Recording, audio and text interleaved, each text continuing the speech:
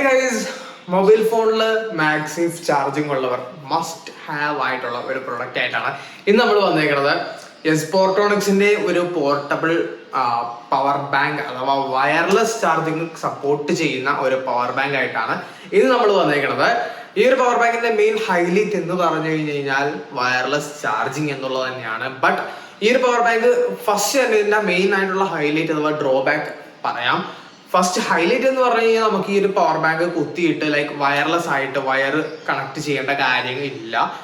ഇപ്പൊ ഇറങ്ങുന്ന മിക്ക ഫോണുകളിലും ഐഫോണിലാണെന്നുണ്ടെങ്കിലും സാംസങ്ങിന്റെ ഫോൺസിലൊക്കെ എസ് സീരീസിലൊക്കെ ആണെന്നുണ്ടെങ്കിലും ഇയർഫോൺ ജാക്ക് ഒന്നും കിട്ടുന്നില്ല. അതുകൊണ്ട് തന്നെ നമുക്ക് ഇയർഫോൺ കുത്തിയ അറ്റ് എ ടൈമിൽ ഇയർഫോണും ചാർജറോടും ഒരുമിച്ച് ചെയ്യാനൊക്കെ ചടങ്ങ് പരിപാടിയാണ്. അപ്പൊ നമുക്ക് ഈ ഒരു പവർ ബാങ്ക് ഉണ്ടെന്നുണ്ടെങ്കിൽ അത് കുത്തി വെച്ചിട്ട് ഈ ഒരു പവർ ബാങ്ക് വയർലെസ് ആയിട്ട് കുത്തി വെച്ചിട്ട് നമുക്ക് പ്ലേ ചെയ്യാൻ കഴിയുന്ന ഒരു ഫീച്ചറാണ് നമുക്ക് കിട്ടുന്നത്. ആൻഡ് ഇതെന്ന് പറയുമ്പോൾ പോർട്രോണിക്സിന്റെ നല്ല അടിപൊളി ഡിസൈൻ ആണ് കിട്ടിയേക്കുന്നത്. ഈ ഒരു ഡിസൈൻ കാണുമ്പോൾ തന്നെ കാണാൻ കഴിയും പുറകില് കുറച്ച് ക്ലാസ്സിക് പെട്ടെന്ന് കാണുമ്പോൾ ഇച്ചിരി അഡ്വാൻസ്ഡ് ആയിട്ടുള്ള എന്താ സംഭവം എന്ന് പെട്ടെന്ന് ആൾക്കാരിൽ കൗതുകം ഉണർത്തുന്ന ഒരു ടൈപ്പിലുള്ള ഡിസൈനാണ് ഈ ഒരു പുറത്തുള്ള കാണുന്നത്. പക്ഷെ ഈ ഒരു സംഭവങ്ങളൊന്നും ബട്ടൺസ് വർക്കിംഗ് ആയിട്ടുള്ള സാധനമല്ല എന്നുള്ളതാണ് വേറൊരു കാര്യം. ഇത് എന്റെ കയ്യിൽ കിട്ടിയപ്പോൾ ഞാനും തട്ടി നോക്കിയതാണ് വല്ലതും വർക്കിംഗ് ആണോ, വല്ല ബട്ടൺ എന്തെങ്കിലുമൊക്കെ പുതിയ ഫീച്ചറുള്ളതാണോ എന്ന് അറിയാനായിട്ട്.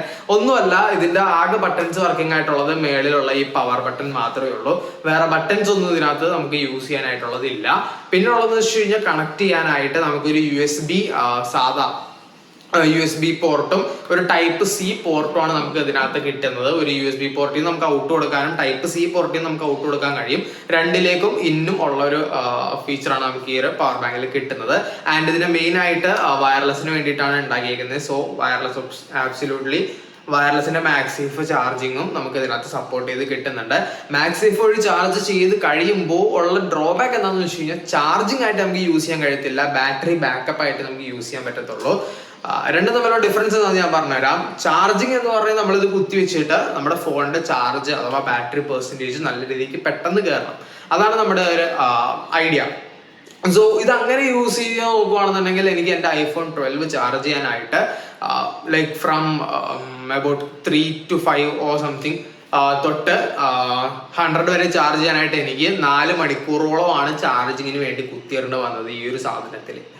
But at the same time നമുക്ക് ഈ ഒരു ഫോണിന്റെ ചാർജ് 2% ഞാൻ ഈ ഒരു സംഭവം കുത്തി ഒന്ന് കണക്ട് ചെയ്തു, ഓണാക്കി. ഞാൻ PUBG കളിച്ചുകൊണ്ടിരുന്നിട്ടും എനിക്ക് നോ ലാഗ് ഫീൽ ചെയ്യുന്നുണ്ടായിരുന്നില്ല. ആ ഒരു ഫോണിന്റെ സാധാരണ റെഗുലർ ആയിട്ടുള്ള ഹീറ്റിങ്ങിൽ വരുന്ന ലാഗ് മാത്രമേ നമുക്ക് ഫീൽ ചെയ്യുന്നുള്ളൂ. ബട്ട് അല്ലാണ്ട് ചാർജ് കുറയുമ്പോഴുള്ള ലാഗ്, ചാർജിങ്ങിന്റെ ഇഷ്യൂസ് ഒന്നുമില്ല. ചാർജ് ആൻഡ് PUBG കളിച്ചുകൊണ്ടിരിക്കുന്ന ടൈമിൽ പോലും ആ ഒരു ചാർജ് എക്സ്ട്രാ ഇൻക്രീസ് ആവുന്നുണ്ടായിരുന്നു. അതായത് 2-ൽ നിന്ന് എനിക്ക് ഞാൻ 3/4 മണിക്കൂർ കളിച്ചു കഴിഞ്ഞപ്പോഴത്തേക്കും എനിക്ക് അബൌട്ട് 30-35 എന്തോ ബാക്കി ചാർജ് എക്സ്ട്രാ അഡീഷണൽ കയറി അതിനകത്ത് ബാക്കി ഉണ്ടായിരുന്നു. സോ ഈ ഒരു സ്റ്റാറ്റ്സ് വെച്ചിട്ട് നിങ്ങൾക്ക് എത്രത്തോളം ഈ ഒരു സംഭവം നിങ്ങളുടെ യൂസേജിന് വേണ്ടിയിട്ട് എത്രത്തോളം നല്ലതായിരിക്കും എന്ന് നോക്കാം.